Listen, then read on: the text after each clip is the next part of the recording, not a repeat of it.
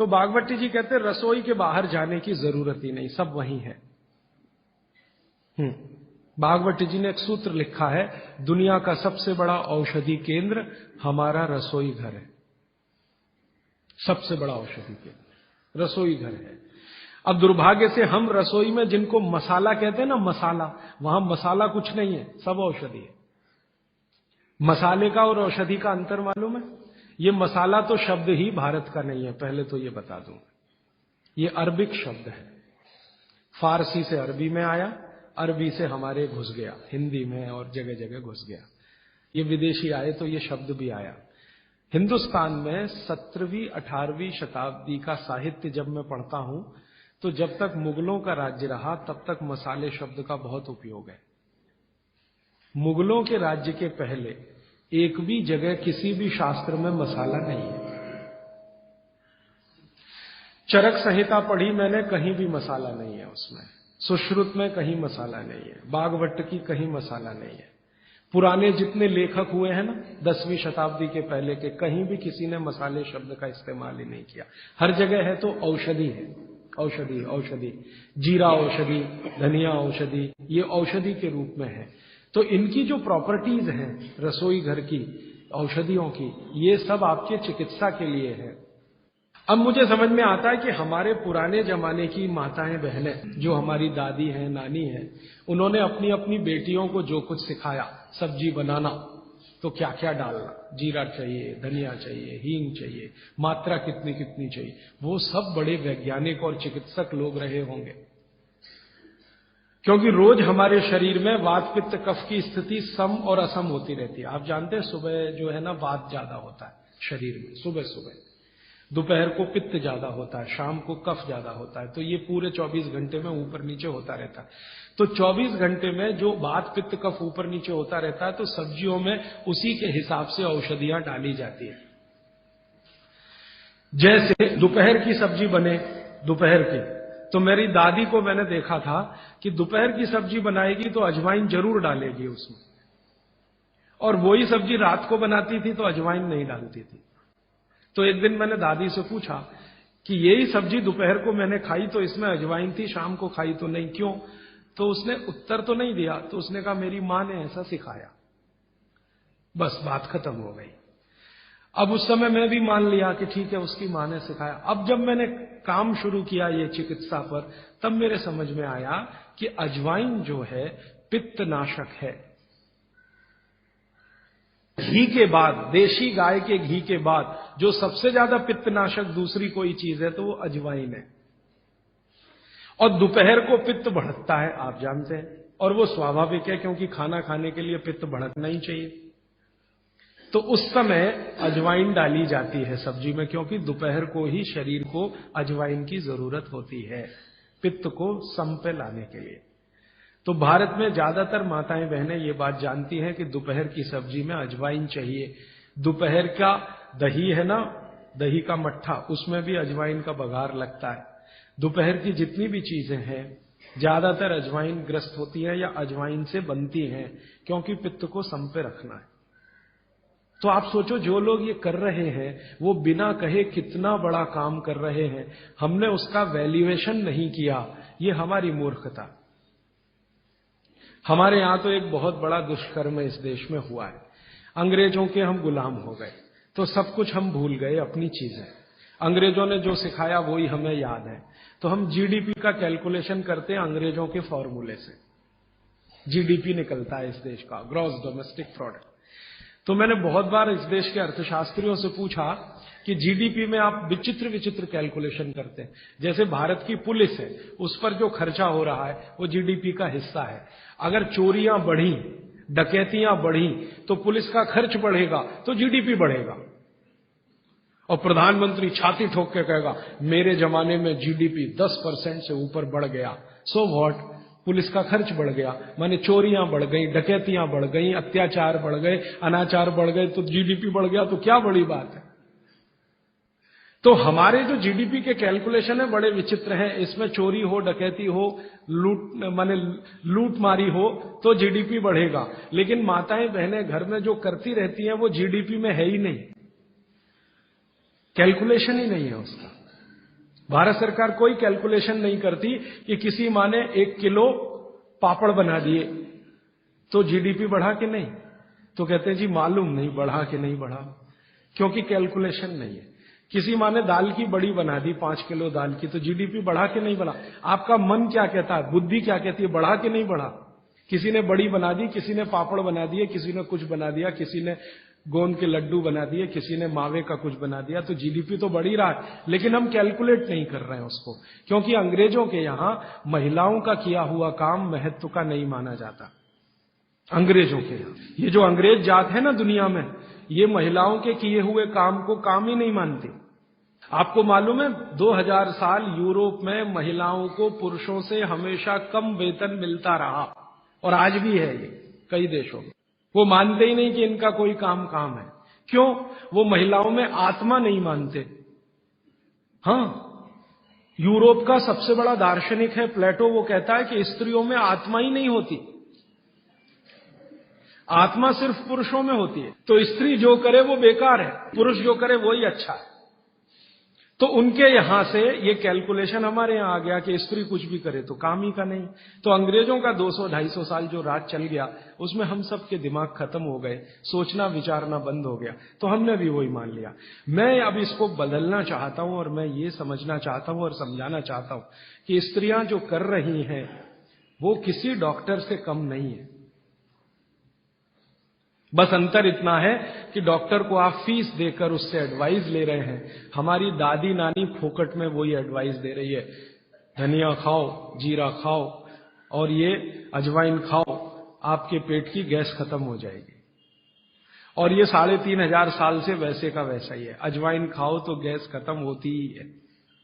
कभी भी आप करके देख लो।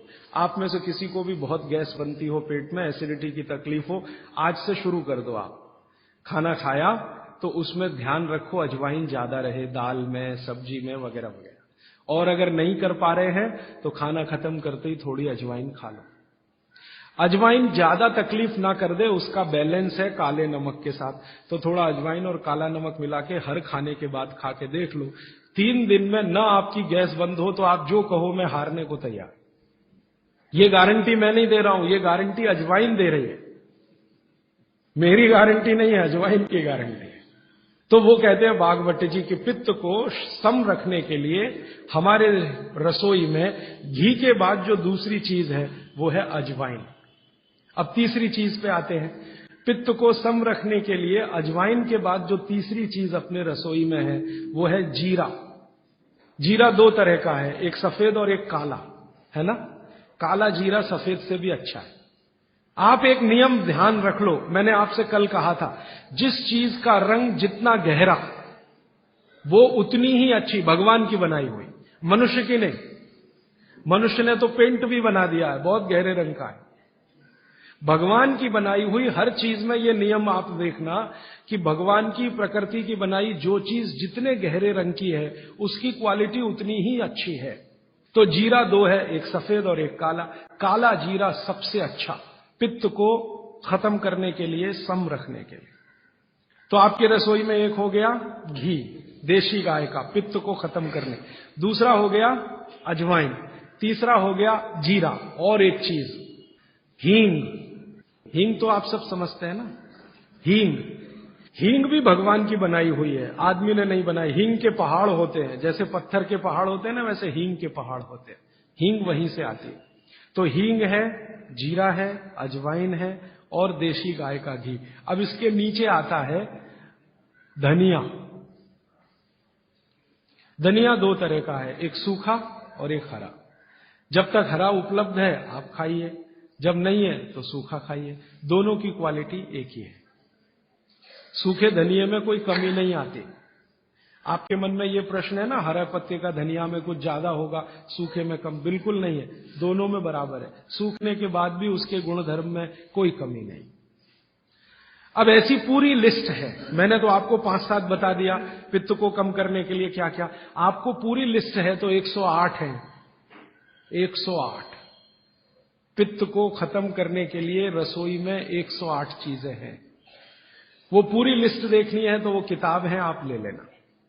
एक स्वदेशी चिकित्सा किताब हमने बनाई है और एक बनाई है गंभीर रोगों की चिकित्सा, इसमें ये सूची है। और थोड़ी सी अष्टांग हृदयम के भाग 3 में भी है, भाग 2 में भी है, थोड़ी थोड़ी है।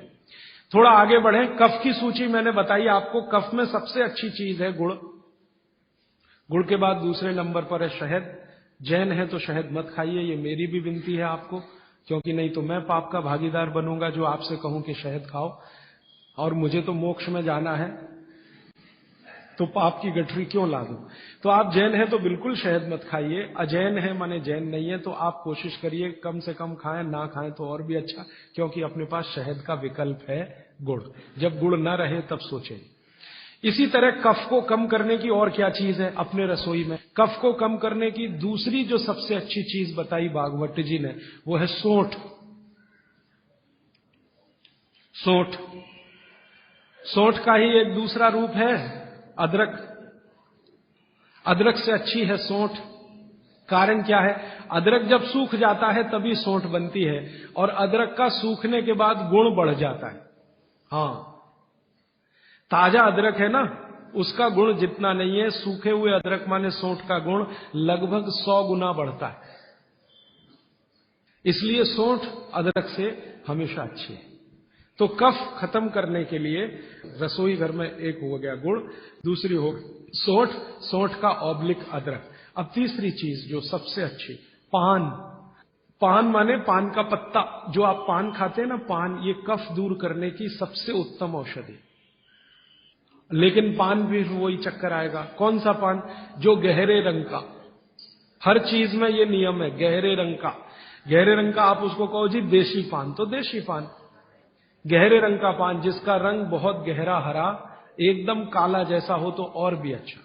ये पान कफ नाशक है, बहुत ही जबरदस्त चीज है ये पान। और पान और सौंठ का बेस्ट कॉम्बिनेशन है। पान खा रहे हैं तो सौंठ डाल के खा सकते हैं, अदरक डाल के खा सकते हैं। जैन है तो सौंठ खाइए, नहीं है तो अदरक खाइए।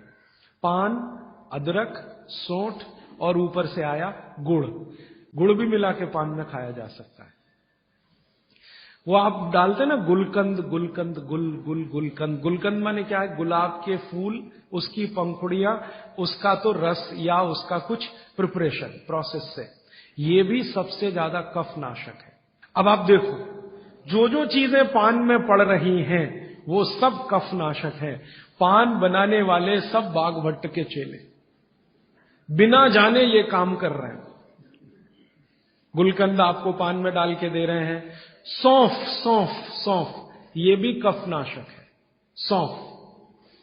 फिर उसके आगे मैं बता रहा हूं प्रायोरिटी से, सबसे अच्छा कफ नाशक गुड़, फिर उसके नीचे, फिर उसके नीचे। अब सौंफ के नीचे जिसका नंबर है वो है लौंग। लवंग कहिए, लौंग कहिए, और ऐसे ही ये सूची बढ़ाते जाएं तो इसमें करीब 100 चीजें हैं जो कफ नाशक हैं हमारे रसोई में। ठीक है, अब आ जाइए वात पर। वात पर मैंने सबसे अच्छी चीज बता दी है तेल, शुद्ध तेल। शुद्ध तेल वात नाशक है। और अब जो दूसरी बात मैं कहने जा रहा हूं, इसको मैं संक्षेप में उपसंहार के रूप में कह रहा हूं कि जिन चीजों में भी पानी की मात्रा ज्यादा हो वो सभी वातनाशक हैं। जिन चीजों में भी पानी की मात्रा ज्यादा हो वो सभी वातनाशक है। जैसे दूध, आप जानते हैं दूध में तो सबसे ज्यादा पानी ही है ना। दूध को फाड़ के देख लो, सॉलिड मटेरियल तो थोड़ा ही निकलता है ना, बाकी तो पानी ही रह जाता है। तो दूध में बहुत पानी है। तो जिन चीजों में पानी ज्यादा है, भागवत जी ने सूत्र ऐसे लिखा है कि पानी युक्त चीजें, जल युक्त चीजें सभी वातनाशक हैं। तो दूध हो गया, दूध के बाद दही, दही में भी पानी ही है आप जानते हैं, और छाछ तो सबसे ज्यादा पानी वाली है। जूस जो आप इस्तेमाल करते हैं, सभी जूस वातनाशक है। सभी जूस, संतरे का, मौसम्मी का, गन्ने का तो बहुत ही अच्छा है, अंगूर का, टमाटर का, वगैरह वगैरह, ये सब जूस वातनाशक है। तो सब तरह के जूस, दूध, दही, छाछ, ये सब वातनाशक चीजें हमारे घरों में हैं।